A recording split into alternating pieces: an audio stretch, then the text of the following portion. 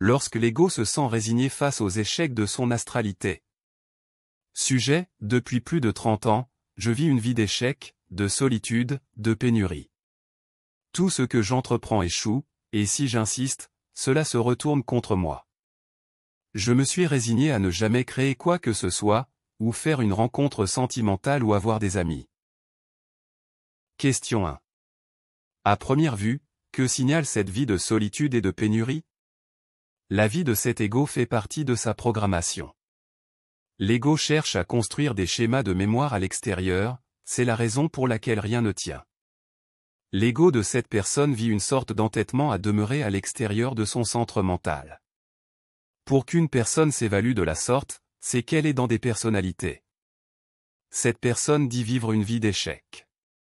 En fait, c'est son intellect qui évalue les performances de son ego à travers ses personnalités. Cette personne ne sait pas que sa vie est programmée de A à Z, son intellect est son bourreau et sa personnalité sa prison psychologique. Question 2. Pourquoi l'ego se résigne-t-il face à l'échec? En fait, l'ego n'a pas de centre de gravité mentale. Ce sont les entités à travers les personnalités qui font vivre à cette personne ce qu'elle qualifie à tort comme étant des échecs. L'ego de cette personne se résigne face aux entités qui habitent ses personnalités. Tant et aussi longtemps que cette personne va demeurer à l'extérieur de son centre mental, c'est-à-dire dans des personnalités, elle se fera balader par les entités qui influenceront son ego et lui feront vivre de la souffrance à travers la psychologie. Ce n'est pas l'esprit qui fait souffrir l'ego, ce sont les entités à travers les personnalités. Il revient à l'ego de prendre conscience de cet état de fait pour cesser de souffrir dans son mental psychologique. Question 3. Cette émotion de soumission vient-elle nourrir l'entité primaire pour asseoir un peu plus l'ego dans sa forme de déroute? Cette émotion de soumission a pour effet de rigidifier la personnalité primaire qui abrite l'entité primaire. Cette personne vit sous l'influence des entités à travers ses personnalités, dans le sens que l'entité suggère à l'ego d'accepter telle ou telle pensée et l'ego se soumet à cette suggestion qui lui est insufflée par l'entité. L'ego agit ainsi parce qu'il est aux prises avec la croyance en sa propre forme.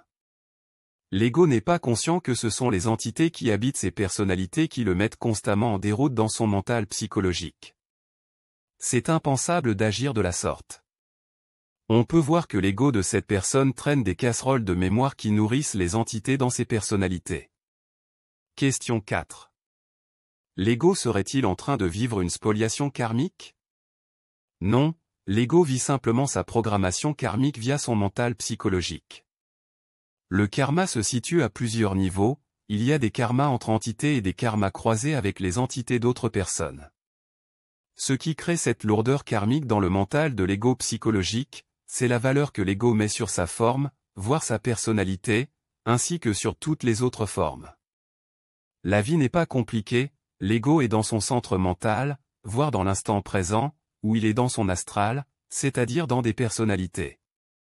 Autrement dit, à travers la croyance, l'entité primaire force l'ego à s'agglutiner à son intellect et cela crée une distanciation avec l'esprit.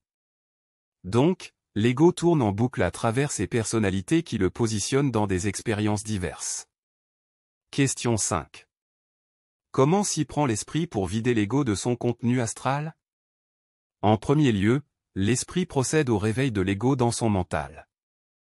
Une fois réveillé dans son mental, l'ego prend conscience que son espace mental est habité par des formes de vie invisibles qui lui étaient inconnues à ce jour. L'esprit va donc amener l'ego à s'individualiser à l'extrême, ce qui aura pour effet de le détacher du monde de la forme. Ensuite, petit à petit, l'esprit va retirer tout ce qui lie l'ego à la valeur en la forme.